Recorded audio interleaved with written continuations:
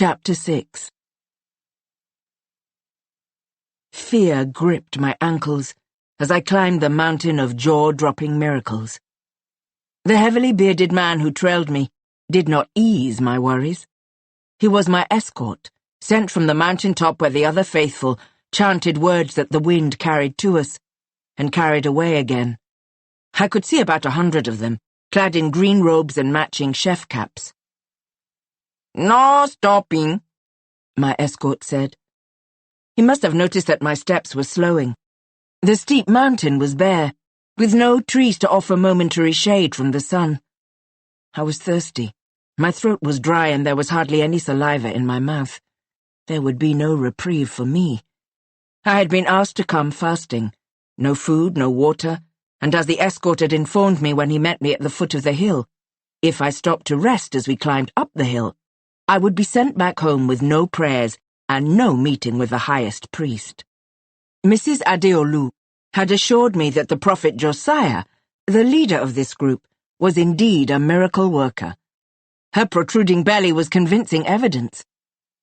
I needed a miracle first. The only way I could save myself from polygamy was to get pregnant before Funmi. That way Akin might let the girl go. But as I pulled a small goat up the mountain, the only miracle I really wanted was that of water gushing from a rock, so that I could quench my thirst. The way my escort stared at my chest was alarming. I was trembling not just from exhaustion but with foreboding. Each time my eyes met his blatantly roving ones, I wanted to run down the hills back to my car. Yet I pressed on towards the crest. Funmi was still living in her flat in town, but I did not need a prophet to tell me that she would move into my home once she got pregnant. "Can you help me with the goat?" I asked the escort, wishing the prophet had sent a woman to fetch me. "No," he replied, and moved a palm across my face. Just when I wanted to slap it away, he curved his palm and dragged rolls of sweat down my cheek. He held my waist, presumably to steady me. I tried to quicken my trembling pace, but the goat had stopped. I pulled and pulled until the rope was chafing my hands. I would have dragged it on its side, but the instruction had been to bring a white goat without wound, blemish, or a speck of another colour. "It is the goat. I'm not stopping to rest." I was scared he might send me back. "I can see that." After a while, the goat started moving. We soon arrived at the crest of the mountain. The faithful sat in a wide circle with their eyes closed. "Enter the circle," my escort said. Then he sat down with the others and closed his eyes. A man stood at the center of the circle. His beard was even longer than the escort's and covered most of his face. His chef cap was bigger than that of the others, and instead of dragging down his back, something had been stuffed in it to make it stand upright. "Make way for our sister," he said. The two faithful in front of me stood up and stepped further into the circle without opening their eyes. I dragged the goat with me into the circle and went to stand by the man with the big cap. I looked around at all the faces and realized that they were all bearded, all men. I recalled the escort's lewd stares and felt faint. As if on cue, the men began to moan and tremble, as though from some unseen stimulation. I thought of Akin, and how beautiful our children would have been. "You will have a child," the man beside me shouted, and the moaning stopped. He opened his eyes. "Behold your child," he said, pointing at the goat. I glanced from the goat to the man's dancing eyes. I thought of running away from this crazy man, but I could see all of them chasing after me, deranged and drooling like rabid dogs, green robes flapping in the wind. I could imagine myself rolling down the steep hill to my death. "You think I'm mad? The prophet Josiah is mad." He grabbed the back of my head and laughed in short cackles. "You cannot run from us until we are done. By then you will be with child." I nodded until he let go of my head. The moaning resumed. The man stooped beside the goat and removed the rope from its neck. Then he swaddled it in a piece of green cloth until only its face was showing. He thrust it towards me. "Your child." I took the bundle. "Hold it close and dance," he commanded. The moaning stopped, and the men began to sing. I shuffled along, holding the bundle to my chest, laboring under its weight. The singing switched to a quick chant, and my pace quickened. I sang with them. We danced until my throat was so parched that I could hardly swallow, and each time I blinked, I saw flashes of light and colour, like shards of a broken rainbow. We kept dancing until I felt I was on the edge of some divine experience. Then, beneath the brilliant sun, the goat appeared to be a newborn, and I believed. We sang and danced until my ankles ached, and I longed to fall on my knees. Hours must have passed before Prophet Josiah spoke. "Feed the child," he said. His voice was like a remote control that switched the activity of the surrounding men. This time when he spoke, the singing stopped. I looked to his hand, expecting him to hand me some grass. He tugged at the front of my blouse. "Breastfeed the child." After he whispered those words, it was natural for me to reach behind my back and unhook the ivory lace bra I wore, to lift up my blouse and push up my bra cups, to sit on the ground with my legs stretched out, squeeze my breast, and push the nipple to the open mouth in my arms. I did not think of Akin, and how he would have said I was going mad. I did not think of Mommy, who would have reminded me that my feet were shaky in her son's house without a child. I did not even think of Fumi, who might be pregnant already. I looked down at the bundle in my arms and saw the little face of my child, smelled the fresh scent of baby powder, and believed. When Prophet Josiah removed the bundle from my arms, they felt empty. "Go," he said. "Even if no man comes near you this month, you will be pregnant." I hugged his words close to me. They filled my arms and comforted me. I smiled as I walked down the mountain alone. I could still feel the wetness on my breast, and my heart thudded with desperate faith. Chapter 7. Yejide told me she was pregnant on a Sunday. Woke me up around 7 in the morning to say a miracle had taken place the previous day. On a mountain, of all places. A miracle on a mountain. I asked her to please switch off her bedside lamp. Light hurt my eyes in the morning. She still had a sense of humour back then. Wasn't above a practical joke once in a while. I thought she was building up to something hilarious. Maybe it was a stretch, me thinking she could joke about being pregnant. I sat up when she switched off the lamp, waited for her to deliver the punchline so I could slide back beneath the covers, but she just stood beside the bed, grinning. I wasn't amused. She was violating my Sunday policy. I practiced strict observance of the day of rest, never voluntarily opening my eyes before noon. She knew that. "I'll get you a cup of coffee." She pulled back the curtains a bit, let in a slice of sunlight. I got up when she left the room, went to the bathroom, turned on the cold water and put my head beneath the shower head for a couple of minutes. I went back into the room without a towel, let the water trickle down my chest and back, let it soak the waistband of my shorts a little. She was back in the room when I got there, sitting in bed with her legs crossed at the ankles. I noticed then that she was not in her nightgown. She was dressed in shorts and a blue t-shirt. Looked like she'd been awake for some time. There was a tray beside her, laden with plates of fried yam, a bowl of fish stew and 2 cups of coffee. The woman who could spend weeks complaining if I had a sandwich in bed had brought a bowl of stew into the room. I should have realized then that something was wrong. I sat on the bed, took a sip of coffee. "When did you wake up?" "Akin, I think it's going to be a girl." Nothing had prepared me for a Yejide who thought she got pregnant on a mountain. Didn't know what to say to her. I ate my breakfast and watched her closely. Listened to her talk. By the time the last fried yam was gone, it was obvious she didn't think she'd got pregnant on that damned mountain. She was convinced she had. I placed the tray on the bedside table, pulled Yejide close. Look, I said, you need to rest. Sleep a bit more. You don't believe me. I didn't say that. She wriggled out of my arms. You haven't said you believe me either. You've just been eating all this time. You're not even excited or happy. You haven't said congratulations yet, and you've had your coffee, so it's not that. She wanted me to congratulate her for getting pregnant on a mountain. Akin! She gripped my hand. Her nails dug into my palm. Do you believe me? Tell me, do you believe me? Things like that don't happen. You need to stop going to those places with Mommy. I've told you that before. All those people are liars, total con men. She let go of my hand. Your mother did not go with me.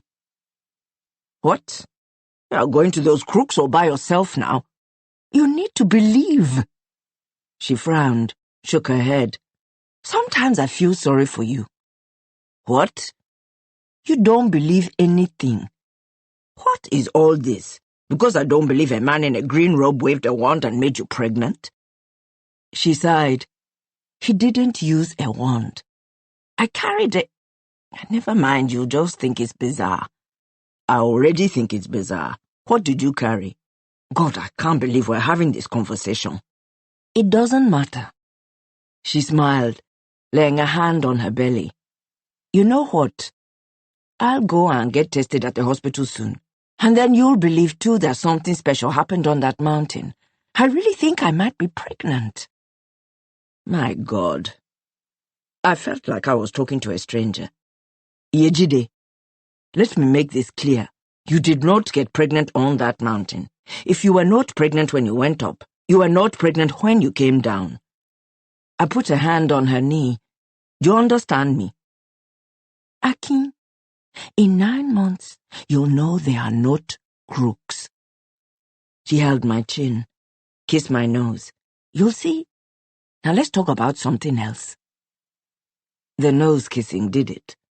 Opened my eyes to the fact that I needed to do something before she lost her mind. At some point that Sunday morning, I decided it was time to get her pregnant. End all the crazy visits to priests and prophets once and for all, but first, I had to wait until she was ready.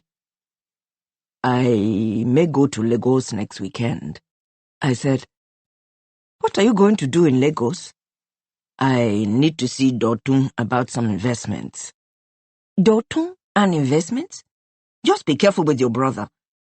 Sometimes I think he's nothing but trouble. She was wrong about being pregnant, but she was right about Dotun. Chapter 8. My period was due the week after my visit to the mountain. It didn't show. By the end of the month, my breasts were so tender that putting on a bra aroused me.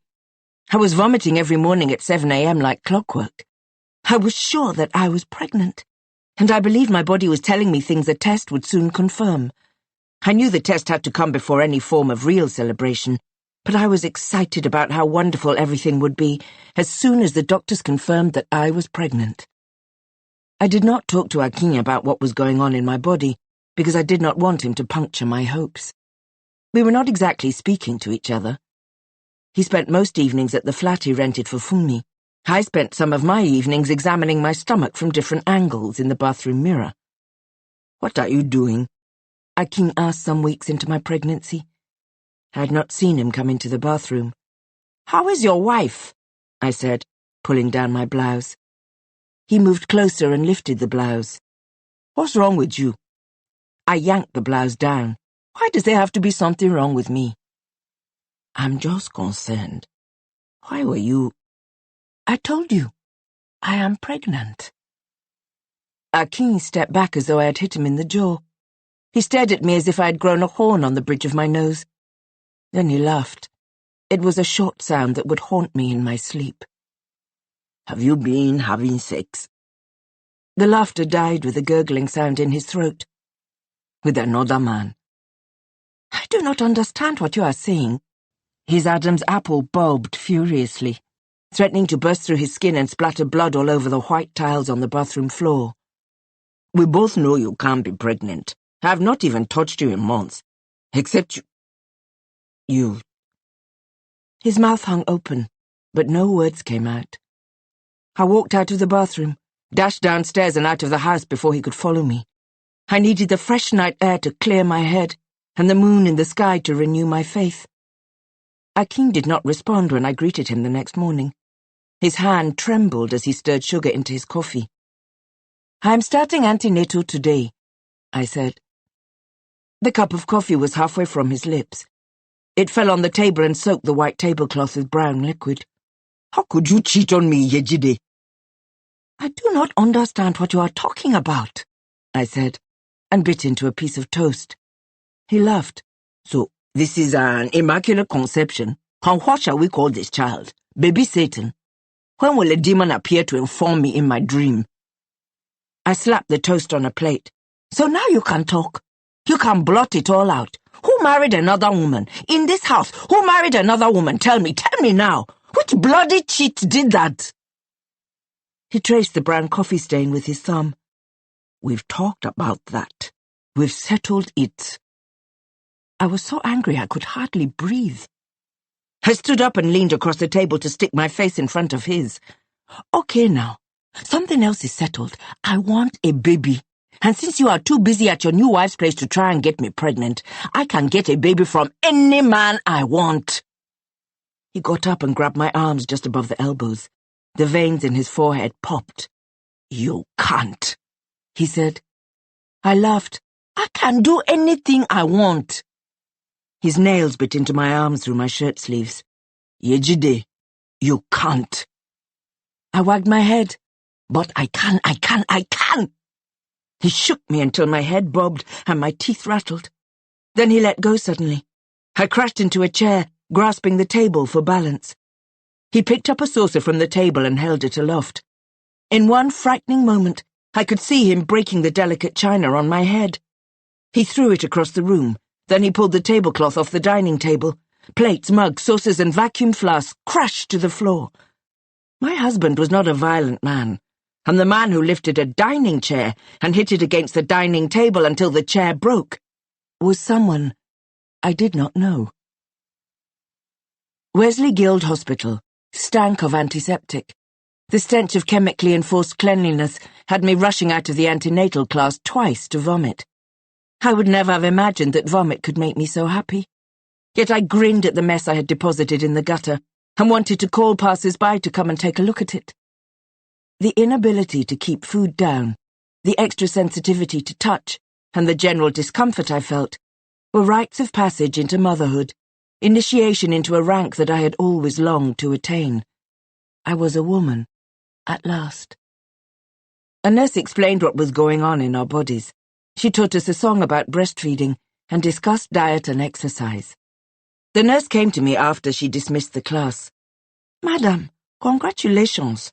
How is the body?" "Thank you, Ma. You know how it is now," I chuckled. "I keep vomiting everything I eat, and I can't eat much. Since last week, I've only been eating pineapples and beans. Imagine the combination, my sister. Pineapple inside palm oil beans. I try to eat something else, but no, nothing else is staying inside me." "Abby, that is how it is. In fact, my last child, I could eat only eba. No stew, no vegetables to go with it, nothing, just eba and water. Just imagine that. If I tried anything else, it came right out of my nose." We laughed. "Then sleeping too. I can only sleep on one side," I said. "I wake up every time I have to turn." The nurse stared at my stomach. "Your stomach is not that big yet," she frowned. "You shouldn't be having problems sleeping at this stage. I hope there is nothing—" "There's nothing wrong with me. Everything is going normally."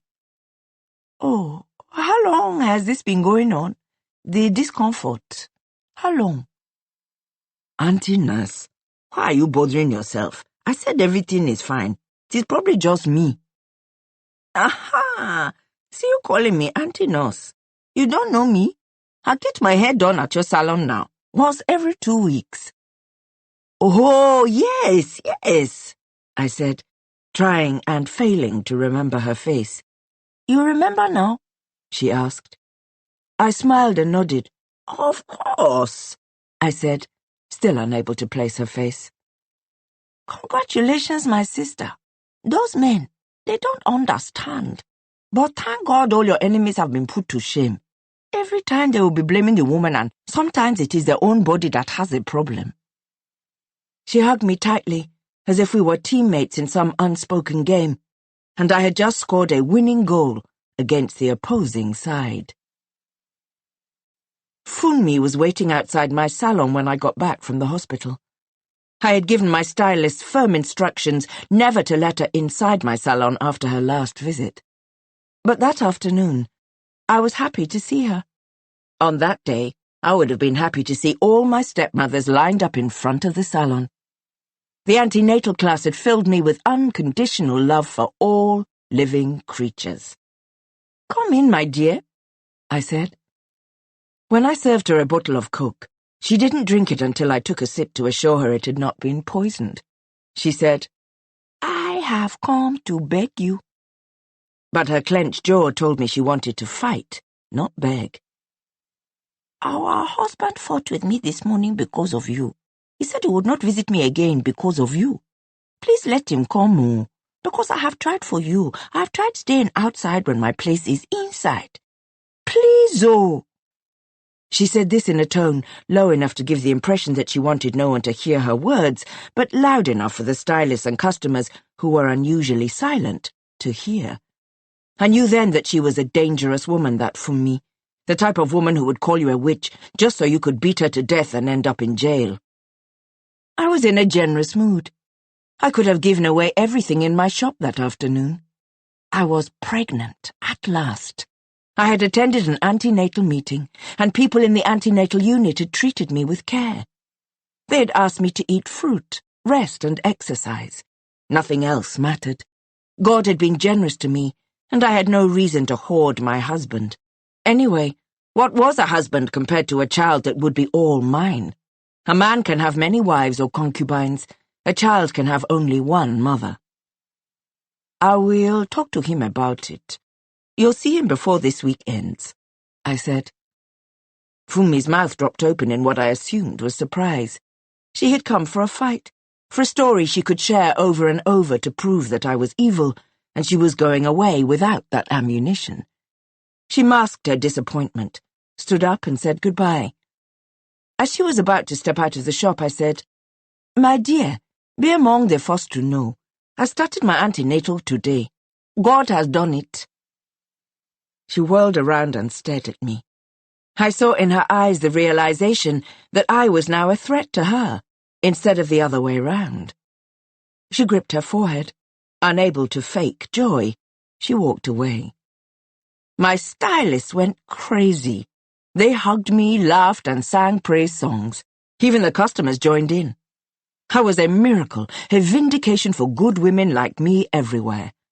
I stayed seated, sure that I had grown taller, sure that if I stood up, my head would raise the roof. The news of my pregnancy travelled fast, just as I intended. Funmi accompanied my mother-in-law to my house that evening. It was obvious that she was eager to play the good younger wife, now that my stakes in Akin's life had been strengthened. They were waiting on the front porch when I arrived home. I smiled, went into Mommy's embrace, and nodded as she asked over and over, Is it true? Is it true? Funmi grinned so widely, my cheeks hurt just from looking at her. You must give us twins, 2 fat boys, fat baby boys. That is what you will give us. Mommy said, settling into a cushioned chair once we got inside. As I am ready to give you 6 boys at once, I said. Let's start with a soft hand. 2 boys at first. Just give me those 2 first. After that, I will leave you to do any magic you want to do. What will you eat? I asked. Mommy shook her head. Not today. This news is more than enough to keep me from going hungry for days. Besides, I don't want you going up and down unnecessarily at all. Make sure you relax very well. Don't be bending over to sweep or carry anything heavy. Even food. Please don't pound yam at all. Maybe you should even get one of those girls that help around the house to help you for this time. I don't really need a house help. I said. I think I can manage. I can come and help, Fumi broke in. What? I said. You don't have to pay for a house help. What if I come to live here so I can help around the house? She smiled. You should be very relaxed during this period. And that is true, Mommy said. In fact, I think that is what you should do. Only if it's okay with you, Ma. Fumi leaned towards me. Do you mind? I had been fooled again. For some reason I was still stupid enough to imagine that the two of them had entered into my sitting room without a ready agenda. Yes, the pregnancy had made me generous enough to entertain Fumi in my salon, but I was not ready to allow her to move into my home. I was smart enough to know that if she moved in under the guise of assisting me, she would never leave. I could not think of a way to say no to Fumi. At least, there was no way to say it without Mommy thinking I was being disrespectful to her. In spite of everything, I wanted Akin's family to love me. I did not want my child to live under the banner of resentment against its mother, as I did. In case I died, I wanted love for who I had been to compel the people left behind to care for my child. I was about to become a mother. The stakes were higher. I had to be calm and agreeable, or at least appear so. The fate of my unborn child depended on it. So I smiled while I boiled inside and said I would ask Akin. Mommy smiled in satisfaction, Fumi in anticipation of victory. My smile felt tight, and I could hardly wait for them to leave so I could take it off. We would have made such a pretty picture, all three of us, with our perfect smiles. Chapter 9. It began with the ultrasound scans. The machines claimed that there was no baby in my womb. Dr. Uche was the first doctor to run the scan. She had small eyes that swam in a pool of stagnant tears that refused to fall. The sheen in her eyes glittered as she broke the news. Mrs. Ajayi, there is no baby. I heard you the first time and the second time too, I said. She kept peering at me with her shimmering eyes as though she expected me to do something, cry, scream, leap onto her table and start dancing. She leaned forward in her seat. How long have you been pregnant? I thought you said there is no baby. Dr. Uche smiled a cautious smile. I had seen that smile before, on my father's face. It was a small smile that looked like his mouth was prepared to burst into a loud cry for help at any moment. It was a special smile, reserved for his third wife, the one who once went into the marketplace naked, the one who was always talking to people no one else could see. Can I have the results? I said. I want to discuss this pregnancy with you, she said. She obviously thought I was losing my mind. Have you heard of Perfect Finish? I asked. She nodded. You know Capital Bank? Yes. I have an account there. I own Perfect Finish, and my husband is the manager of Capital Bank. I got my first degree from Ife. I'm not some mad woman off the street. Why are you discussing pregnancy with me when you just said there is no baby? Dr. Uche placed a palm against her forehead. Madame, I'm sorry if I sounded patronizing. I'm just worried about your health. Your mental health. She said mental health in such hushed tones, as if she was afraid to hear her own words. I wondered about the state of her own mind. Doctor, I am fine. Just let me have the results. You have a lot of patients waiting. She handed the results over. It happens, this kind of pregnancy, to people who haven't had children. It happens. Pregnancy symptoms are there, but no baby. We are agreed that you aren't pregnant, right? Perhaps you could see a gynecologist again about this issue. I can see on your file that you have had a number of tests done before. But maybe we could run some more tests. I'll think about it. I walked into the hallway with a hand on my slightly swollen stomach, undaunted by doubting Akin and the doctor. I felt like a balloon, filled with hope and a miracle baby, I was ready to float over the wards of Wesley Guild Hospital. Akin laughed when I told him Fumi wanted to come and stay with us during my pregnancy. We were getting ready for bed. I was already in my white nightgown. He was still taking off his office clothes. That girl. What pregnancy anyway? Have they confirmed it at the hospital? He yanked his belt off forcefully. It snapped against the bed like a whip. The doctor I met does not know what she is doing. She needs glasses. I'm telling you, saying she can't see my baby, eh? The baby that has started kicking. Kicking? Yes, now. You are shaking your head at me. Shake it well. Shake it until it falls off your neck. You will see. I climbed into bed. When I hold my baby in my arms, you will be put to shame. All of you who think I can't have a child. Even that stupid doctor will be put to shame. You know you sound crazy, right? What are you saying? I cradled my belly and waited for him to reply. He stripped down to his boxers and lay beside me. Yejide, please, dim your lamp. What did you mean by what you said just now? He rolled onto his stomach and turned his face away from me. Akinyele, me? I sound crazy? You are not pregnant, and Fumi is not coming to stay here. Can I sleep now? He pulled the covers over his head. His words crept across the room and clung undetected to my body like soldier ants would. Then they stung without warning in the early hours of the morning, when I woke up to urinate for perhaps the 10th time in the course of that night. As I sat in bed and sipped water from the nearly empty bottle that I now kept on my bedside table, his words played back in my head, triggering questions. I was now about 4 months pregnant. My stomach was growing bigger each day, yet my husband chose to believe some incompetent doctor. He kept telling me I sounded crazy. Was he blind? Could he not see my stomach? Could he not see my puffy face? Even strangers could see it. Everywhere I went, people greeted me. Lojo ikunle, agbon iya, agbon omo. May we hear the mother's voice and the baby's voice when you deliver. Strangers wished me well. They prayed for my survival and that of my child. People alighted from full taxis so I could enter. I did not have to queue in the bank anymore. I was asked to go to the top of the line by those in the queue. Did Akin think I was a crazy woman who stopped people on the road to tell them that I was pregnant?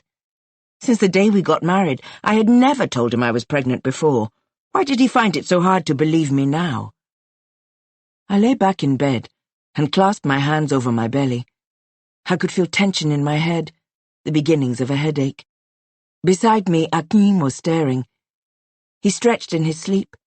I stared at his hairless chin and clenched my fist to keep from stroking it. I was still staring at him when he opened his eyes. He rubbed his eyes with the back of his hands. Didn't you sleep? Why do you hate me so much? He scratched his neck. You have started again. Get some sleep, Yejide. If I do a test, and it shows I'm pregnant, will you believe? I tried to read his face in the hazy light of dawn. I could not. Yejide, you need to sleep more. It's too early for this. I converted the empty room beside the kitchen into a playroom. I created a special place where I could spend time with my baby, a space for just the two of us.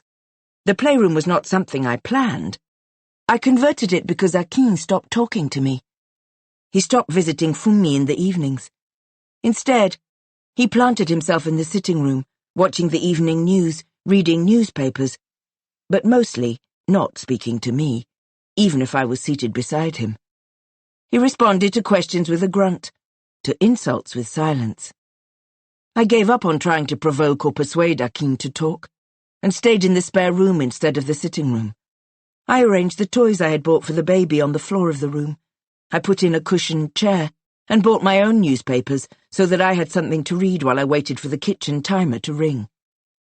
In that room, surrounded by teddy bears and brightly coloured rattles, I read about the military officers who had been accused of planning a coup.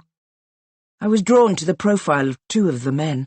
There was Lieutenant Colonel Christian Ocha, who had been a PhD candidate at Georgetown University in the United States until he was summoned back to the Supreme Headquarters. I kept wondering what course his life would have taken if he hadn't been recalled and had been left to complete his thesis. Perhaps he would have read about the events in the lower right-hand corner of some American newspaper. I also wondered if, when he boarded the plane back to Lagos, he had felt an enervating sadness that he ignored until it was replaced with the excitement of being back home. And then there was the man whose fate fascinated the country, Major General Maman Vatsa, sitting minister, award-winning poet, and close friend to the head of state. Vatsa and Babangida were childhood friends who had been classmates in middle school.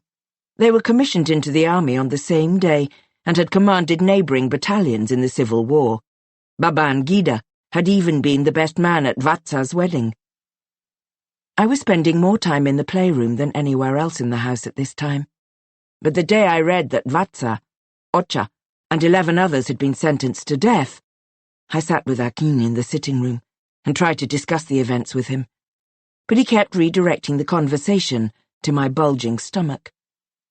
So I retreated to the playroom and didn't bother to ask if he thought it would help when Wole Soyinka, Chinua Achebe, and J.P. Clark met with Babangida. The writer's appeal for clemency made sense to me. After all, it had not even been a proper coup attempt. The men had been tried for their intentions. The next day I wept when I learnt that 10 of the officers, including Vatsa and Ocha, had been executed. Vatsa maintained that he was innocent until the end, but it would be years before other military officers would question the evidence used to convict him. At the time, Nigeria was still in the honeymoon phase of her relationship with Babangida, and like most new brides, she wasn't asking probing questions, yet. I did not go into the sitting room while the Defense Secretary announced the executions, but I could hear him from the playroom because Akin had turned up the volume. I wanted to go to him, not even to talk, just to be next to him and feel him squeeze my arm. But I was afraid he would stare at my stomach mutely with the expression of a man looking at vomit. Eventually, Akin's icy silence melted into warm words spoken softly. He even came into the playroom a few times. His words took up too much space in the room, and it was hard for me to breathe. Since I had told him I was pregnant, he had sealed his mouth about the baby. But when he visited me in the playroom, it was the only thing he wanted to talk to me about. He wanted to talk sense into me, only he couched his sermons in questions that I soon stopped answering. He asked me several times if I thought my baby would save the world. He asked if I saw visions of the child. He asked me to describe the angels I had seen, even after I told him I had never seen an angel in my life. One night, he asked me if I thought my baby would have superpowers, and I decided I had had enough. I went to my salon the next morning and informed my shop girls that I would not return until the next day. Then I drove to the teaching hospital in Ife. There was no electricity in the hospital when I arrived. After he booked my appointment, the nurse informed me that the generator would not be switched on until 2 p.m., and since there were people in line ahead of me, I might not get to see a doctor until 3 p.m. It was just 11 a.m. now. I decided to go into the market to buy a few items for my salon. I got the usual setting lotions and shampoos that I used in the shop, and then I stopped by a gift shop to buy a wooden flower vase that would look nice in the playroom. I was on my way out of the market when I felt a hand grab my wrist. I turned and found myself face to face with Iyatunde, my father's 4th wife. I had not seen her since my father's burial. Yejide, so it is you. I saw the person and I told myself, no, it can't be Yejide. Yejide would not come into this market without visiting my stall. Is that the way this world is? A child can now visit the market without branching off to her mother's stall. Iyatunde said. Good afternoon, Iyatunde. I could not resist reminding her she was Iyatunde, not my mother. How is the market? We are begging God for a good market day. Still, we thank God because we are not going hungry. For the first few months after she married my father, Iyatunde sold fruit in a small shed behind our house. When she got pregnant, my father moved her into the stall he'd built for Martha in the market, and he asked them to share it because a pregnant woman should have sufficient shade and space to do her business. He promised Martha that he would build a new store for her elsewhere in the market. I don't know how she did it, but by the end of the year, Tunde had taken over the stall and Martha was selling her wares in the wooden shed behind our house. My father never built another stall for Martha. "Greet everyone at home for me," I said. "I have to get going." Wait, let me rejoice with you. I can see you are now 2-in-1. You are pregnant. I thank God. Your mother is not sleeping in heaven, no. She is praying for you, even though she had no lineage, or at least we did not know her lineage. It is obvious now she is a good mother. She could not let me go without throwing her own jab at me. According to my father, my mother had been part of a nomadic Fulani group when she got pregnant by him and refused to travel on with her own people. But my stepmothers would go to their graves calling her a woman of unknown lineage. I really must go. Remember to visit us once in a while. Try and show us your face now and then. After all, it is still your father's house. Every time he married a new wife, my father would tell his children that family was about having people who would look for you if you got kidnapped. He'd then add that he was doing his best to build an army, just in case one of us did get kidnapped. It was a bad joke, and I was the only one who ever laughed. I laughed at all his jokes. I think he believed in this myth of his large, harmonious family. He probably thought that I would still visit my stepmothers after his death. Goodbye, Tunde. Goodbye, oh. Greet your husband for me. The polythene bags I was carrying suddenly felt heavier. I was grateful when the bus conductor took them from me as I climbed into the bus. I'd left my car at the hospital to avoid putting unnecessary strain on its old engine. I fought off thoughts of my lonely childhood, rubbed my stomach through my clothes, and was comforted. I did not need to be afraid. Even if Fumi ended up taking Akin from me, I would soon have someone all my own family. I was just in time for the appointment. After the scan, Dr. Junaid cleared his throat. How long have you been pregnant? About 6 months now. When did you have the last scan? He wrote something in the open file before him. At 3 months, and that was 3 months ago. I met one young doctor like that. Maybe that is why she made a mistake. Lack of experience. He stopped writing and looked at me. You think she made a mistake? That is why I'm here to confirm. She said there was no baby there. I patted my protruding belly. You can see for yourself, and I'm sure it's not kwashiorkor. I laughed. Dr. Junaid didn't. Have you seen any fertility specialists? Did you see any before you before you came to think you were pregnant? Did you have any tests done? Yes, of course. I saw someone in Ilesha. I did all the tests. They said I was okay. And your husband, did he see a specialist?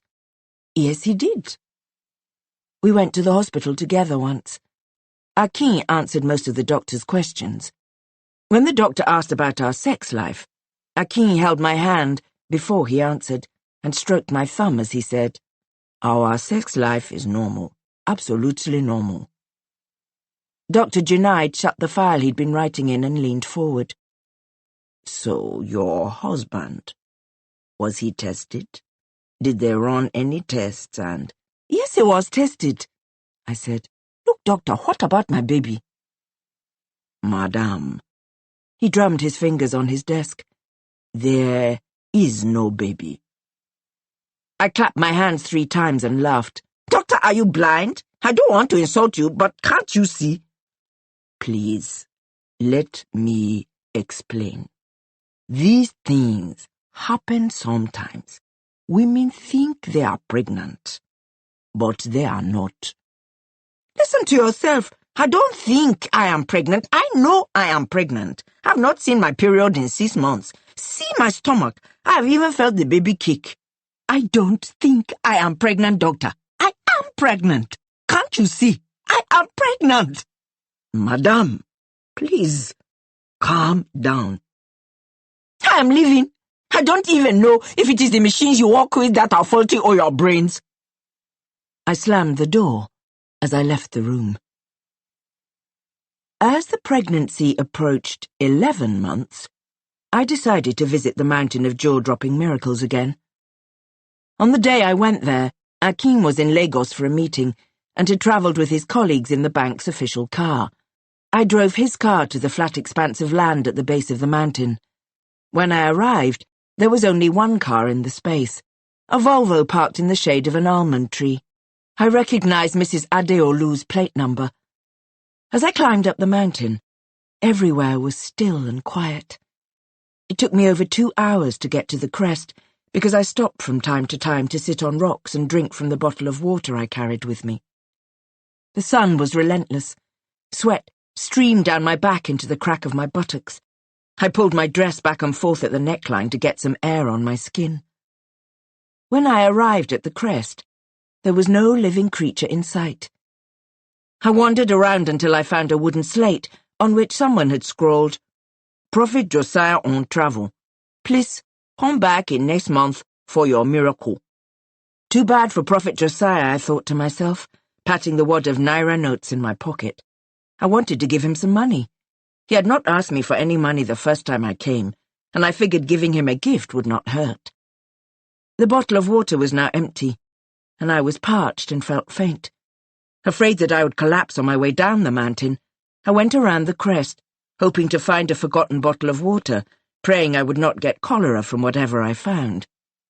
That was when I found the shed. It was made from 4 wooden posts arranged to form a rough rectangle, and palm fronds covered it at the top. In the shed, Prophet Josiah and Mrs. Adeolu were having sex. I could see her face. Her eyes were closed in what could have been ecstasy. The Prophet's distinguishing chef cap was about to fall off. His robes were bunched up around his waist, exposing his thrusting buttocks. His bare legs were so skinny. I left before either of them could see me, and spent the next 2 months at home, waiting for the baby to come. I stopped going to the salon, and left Akeem to attend to the head stylist when she came to give account in the evenings. I did not cook or do housework. Akeem bought meals from bukas in town, and sat with me in the playroom to make sure I ate something. He also brought newspapers that I did not read. One morning I told him that I was conserving my energy so that when the baby was ready, I would be strong enough to push. He did not tell me there was no baby, or ask me why I had not done this when the pregnancy had lasted for 9 months. He just kissed me on the chin and left for work. But when he came back that evening, he explained that if I wanted to be strong for the baby, I needed to be active.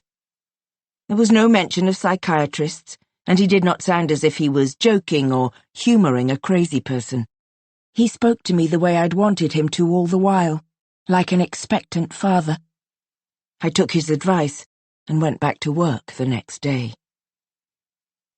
One Saturday afternoon, I opened the door of my home and found Fumi on the other side, surrounded by several boxes and bags.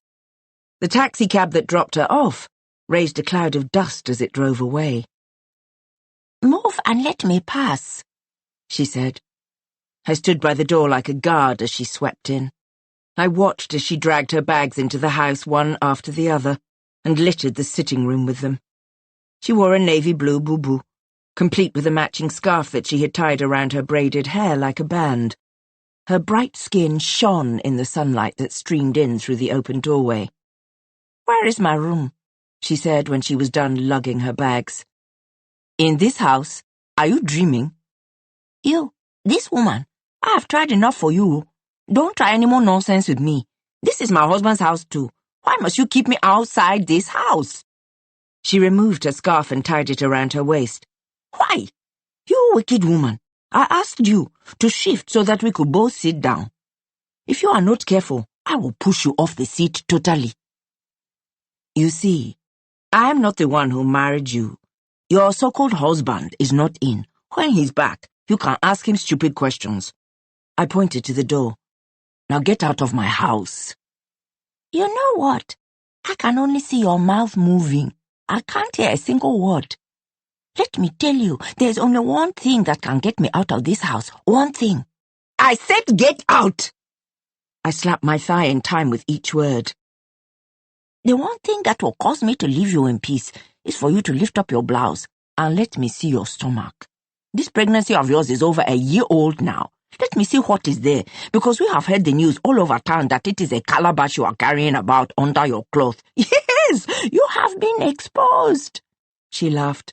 But you can prove them wrong. Prove the evil people wrong. Let me see your stomach for myself and I will leave you in peace. I swear to God. I cradled my chin in one hand and wrapped the other across my distended stomach. Won't you speak? What could I have said? That my pregnancy was real? I still had not seen my period, and if I had lifted my blouse and opened my wrapper, no calabash would have clattered to the ground. No pillow would have fallen at my feet. She would have seen my taut, distended stomach and the stretch marks crisscrossing the skin. I could have said my pregnancy was not real. That scan upon scan said there was nothing there, even as the baby's kicking woke me each night. That some of my stylists thought I was crazy, and the last doctor I saw had referred me to a psychiatrist. I could not say any of those things. There was only one thing left to be said. The thing she was not expecting me to say. I shut the door and turned to her. Follow me. Let me show you your room.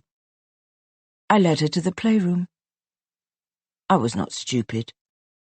I understood that it was a matter of time before Mommy showed up to make sure that Fumi started living in the house. If I fought with Fumi, it would only make things worse. Mommy could ask me to leave, and though Akin kept telling me how much he loved me, I no longer believed him. But I wanted to believe him. I had no father, no mother, and no sibling. Akin was the only person in the world who would really notice if I went missing. These days I tell myself that is why I stretch to accommodate every new level of indignity, so that I could have someone who would look for me if I went missing. Part 2. Chapter 10. Elisha, December 2008. I'm digging my father's grave. Doing more than I should, because my sister's husband overestimated his abilities when he promised to do it. As my father's first son, I'm supposed to shovel the first and last clumps of sand out of the grave for safekeeping. My father's son-in-law is supposed to do the rest, or pay someone else to. I thought Henry would pay labourers to do this, since that's what most people do these days. Yejide, you must remember how I told you years ago that this tradition would die out soon. It was after your father died. While your family made arrangements for the funeral, you told them that I should join in the grave digging, even though we were not yet married. Of course, your stepmothers wouldn't allow it, and you wept until the whites of your eyes turned pink. I tried to comfort you, told you that it didn't really matter because everyone would be hiring labourers to dig graves in a few years anyway. I'm not sure you heard me or cared. You cried yourself to sleep that night. I couldn't tell you at the time, but I was relieved I didn't have to dig your father's grave. I believed in ghosts then, was terrified of graveyards. Yet if your stepmothers had agreed to let me dig, I would have done it to please you. You must know that, no matter what you think of me now, there are few things I wouldn't do to make you happy. I'm certain now that there are no ghosts, because if there were, I would be haunted already. So here I am, about 2 feet deep, helping Henry out so that the work will be done by the time we leave for the wake. Henry's doing this to prove a point to my parents. For 3 years my parents insisted they were not giving their only daughter in marriage to Henry because he was not Yoruba. They stood by their word until my sister ended the arguments by getting pregnant by Henry. Then the people who had sworn that they would be dead before he married their daughter invited Henry to pick any date for the wedding so that it could be done before the pregnancy started showing. Henry now speaks Yoruba fluently, knows more about our traditions than I do, and here we are, slaving silently beneath a blazing sun because Henry is still trying to prove to my parents that he is good enough for their daughter. It's obvious now from his heavy breathing that he'd stretched the truth to breaking point when he claimed he could do this, the way it should be done.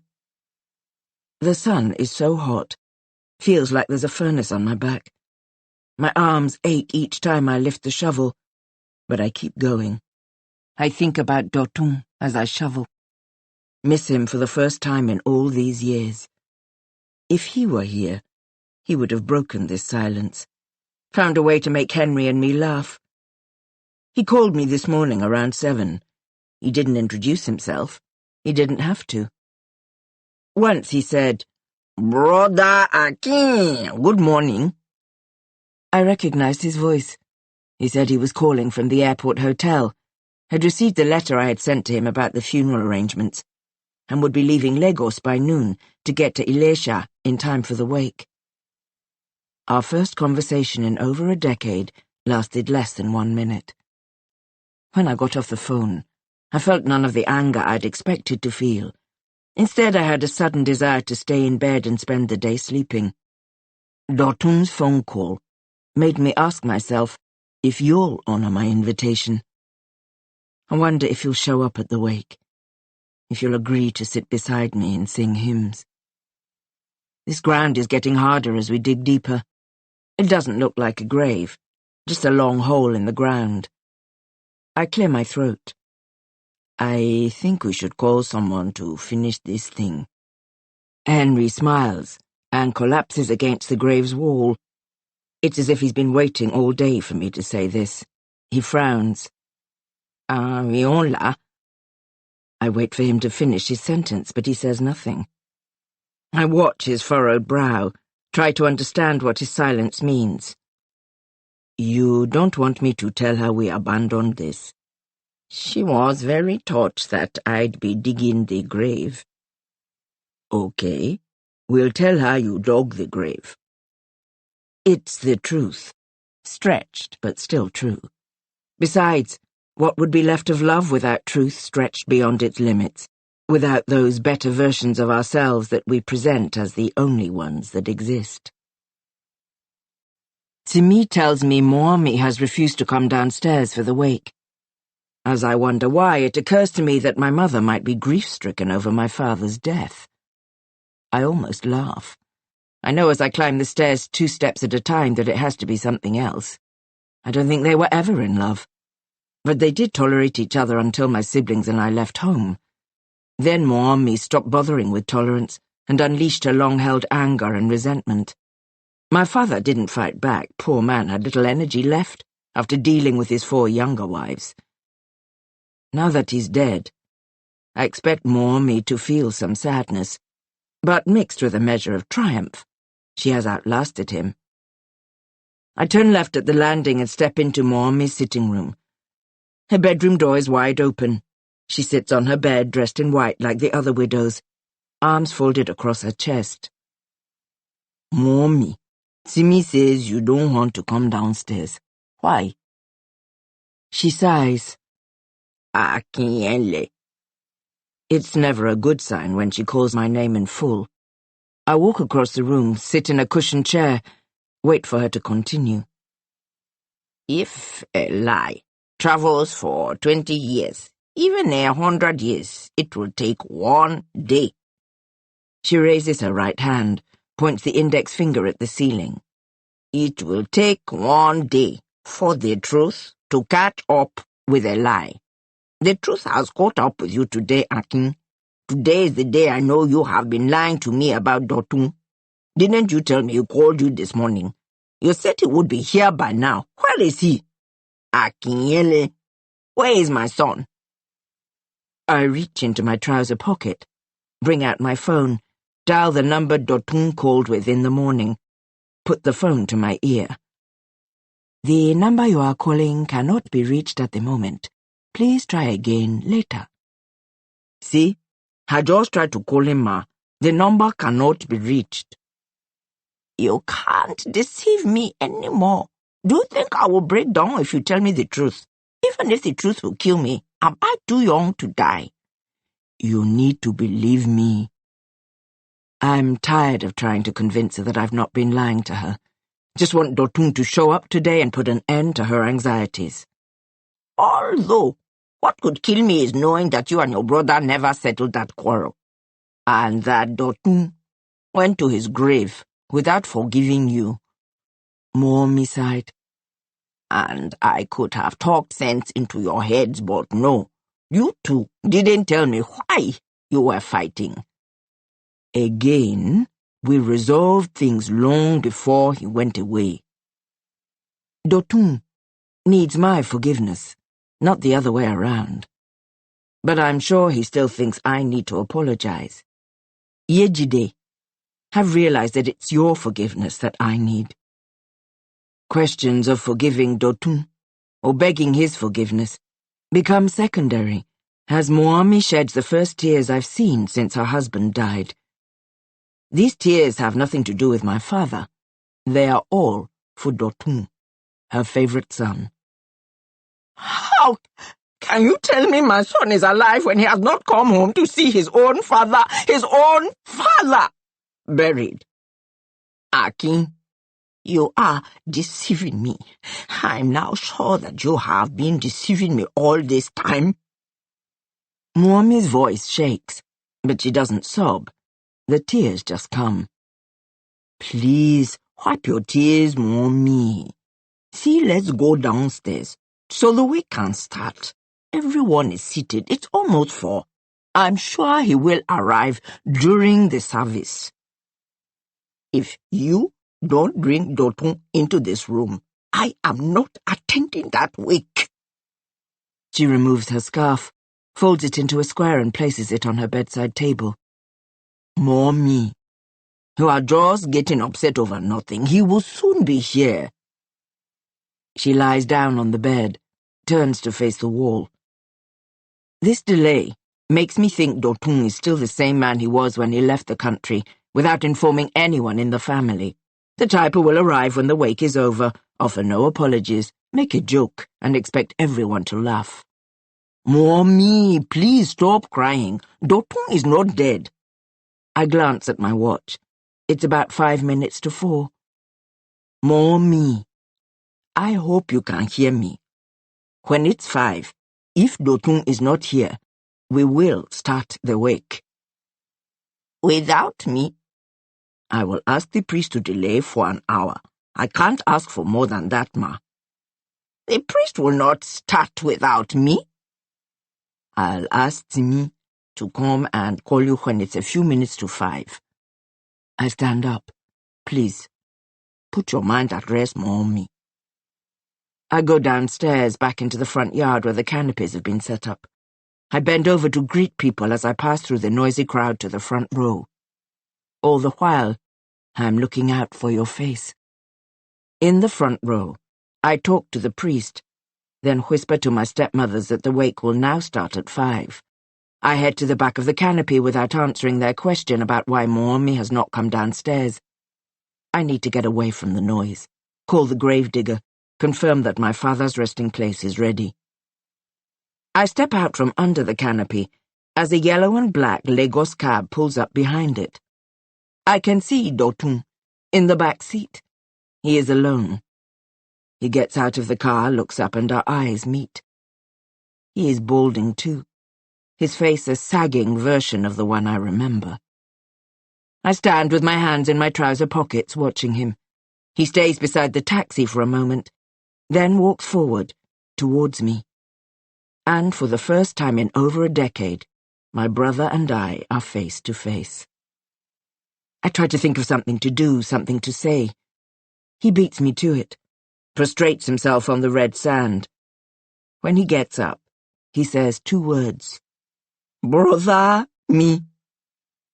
I don't know who reaches out first, but it doesn't matter. We are hugging, laughing. I think one of us has tears in his eyes. Yejide, I hope it will be this way between us when you come. If you come.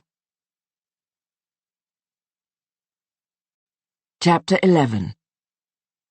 Elisha, 1987 onwards. One day, I came back from a trip to Lagos and found Funmi at the dining table, eating fried rice with a fork. She stopped eating when I came in, walked towards me smiling, wrapped her arms around my neck, kissed my chin. Her breath smelled like garlic. "Welcome, my husband." She took my briefcase. "How was your journey?" "Great," I said. Didn't think I had any cause for alarm. Thought she was just visiting for the day. "Is Yejide upstairs?" I asked, as Funmi poured me a glass of cold water. Funmi pursed her lips, sighed, pulled me into the sitting room. "The traffic in Lagos must be terrible as usual, Abby." It was okay. We sat in silence as I drank the water. Funmi often tried to chat with me, but we had a problem. We had nothing in common apart from the fact that we were married. I usually said little when we were together. "Should I bring something for you to eat?" Funmi asked. "No, thank you." "I made fried rice, but if you want something else, I can cook it. Do you want pounded yam?" Someone must have convinced her that feeding me at every chance she got would change my feelings about her. She was constantly offering me food or drink. "I ate lunch at Dontun's place before leaving Lagos. I'm not yet hungry." "Oh, okay. Later, Abby." I nodded, dropped the empty cup on a stool and began to get up. Funmi put a hand on my knee. "I want to ask you for something," she said. "What is that?" "Sweetheart, I want you to spend the night with me." The word sweetheart always sounded strange on her lips. It was a word she did not mean and I did not believe. But she kept saying it, as if she thought repeating it would make it true. I considered telling her not to call me that a number of times, but it would have been a cruel thing to do. "Funmi, you know that I can only come to your flat at the weekend." "No, my sweetheart. I live here now." "What did you just say?" "I moved in 2 days ago. Auntie Yejide showed me to my room. She doesn't mind at all, though. In fact, she welcomed me with open arms." My first instinct was to tell Funmi to pack her things immediately and leave. Knew I couldn't balance things with Yejide and Funmi under the same roof. The pressure would be too much. Something was bound to go wrong. But I fought that instinct, because I knew Funmi already had her suspicions. If I told her to leave, she could have screamed them at the top of her lungs. I had to wait for the right moment to get her out of the house. "My sweetheart," Funmi said, holding my chin in her hand. "are you angry with me for not asking for permission before moving in?" She went down on her knees. "Don't be angry with me." "Of course not. It's okay. Please, get up. No need for all that." She smiled, putting her head on my knees. I decided then to watch out for the right moment to get her out. Not just out of the house, but out of my life. Marrying her was a terrible miscalculation. I knew as she took off my shoes that I had to fix the equation as soon as I could. I was sure that a perfect moment would present itself for me to divorce Funmi, just as one had presented itself for me to marry Yejide in 81. That year, Bukola Arogundade, a student at the University of Ife, was murdered. This was years before some of the protest marches in universities would become compulsory, mandated by so-called union boys who chased freshers out of their rooms. The protest in 81 to demand justice for Bukola Arogundade was pure, propelled by a collective anger that shivered in bloodstreams, an unspoken assurance that if we just got to the palace and screamed loud enough, someone would pay attention. I was courting Yejide then, driving to Ife every day after work just to breathe in her scent. I caught the feverish anger from her enchanting words. Had never seen her act the way she did that day, was enthralled by the veins that stood out in her neck as she spoke. I agreed with everything that came out of her mouth. It was as if she was reading my mind. It was new, strange, exciting. The way she mirrored me in those moments, mirrored my passion and dreams for a better country. I was convinced more than before that I had found my soulmate, I took a day off work and joined the protest to demand a thorough and transparent investigation into the murder. Yejide and I marched side by side, singing and chanting. The clouds gathering ahead did not dampen our ardor. We marched with the crowd to the school gate. We were not even tired nor even breathless. The chants became louder as we marched out of the gates into town. When the rain started, I saw it as a blessing from above, a mark of approval. Believed as I got drenched that the protest would produce results that would propel the rest of the nation forward. I could see the uprising as I blinked against the shower. At first, in the universities, students and lecturers trooping into the streets demanding change, an end to corruption, consistent power supply, better roads. I could see it all so clearly. Though the protest was heading in the opposite direction, I imagined it sweeping into Ibadan, carrying the people of that city like a flood, dragging them along with us into Lagos, all the way to the government house. The possibility was as real to me as raindrops on my lips and in my mouth as we sang, "Solidarity forever. Solidarity forever. Solidarity forever. We shall always fight for our rights. Solidarity forever." The policemen were waiting in Mayfair. Gunshots rang out. People started running all around me, screaming as they dashed into the bush, beating paths to unknown destinations. I was confused at first, ran aimlessly forward like a chicken in its last throes of life after its head has been chopped off. Then I too ran into the bush. It was like diving into hell.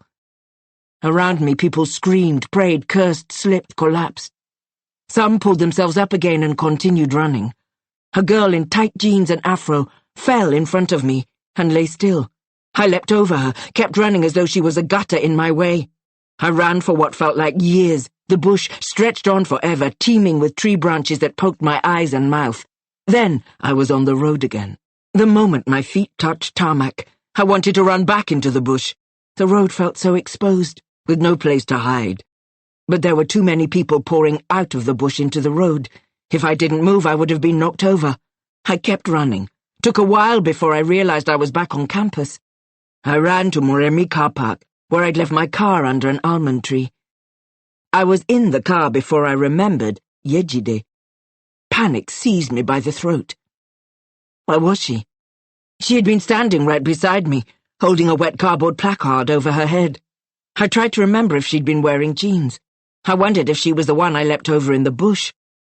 In that instant, I could not remember if she had an afro or not. The car park was in chaos. Students were running around, into Moremi, further down. I didn't know where to start looking for her. Then, she was there, beside me, rapping on the car window. I'd never been so happy to see another human being. Wanted to strap her in the seat next to me, live with her in the car forever, never let her out of my sight again. I settled for hugging her until I could feel the rapid beat of her heart, as though it was mine. Neither of us said anything. I couldn't speak, though my throat was clogged with words, clogged with emotions that paralyzed my vocal cords. Even now I think I should have said something. Told her how I couldn't stand to lose her, how the thought of it had almost made me lose my mind moments before, how I wanted to bind myself to her so that she could be safe, so I could go with her everywhere she went. I said nothing, until the next day, when we learned that 3 students had died in the protest. "Marry me now," I said. "Life is short. Why should we wait until you finish your degree? I'll give you my car. You can drive from Ilesha. You can even stay in the hostel if you want, but let's tell your father that we are ready." I knew she would say yes, because it was the right moment. At any other time she would have insisted that she didn't want to be a married student. But that day in June, she held my hand and nodded. I dreamed about the dead students a lot in the first year of our marriage. I used to see them, lying in an endless row on the tarmac, all dressed in tight blue jeans. Yejide was always standing at the other end of the bodies. I would try to get to her, but there were too many bodies in my way.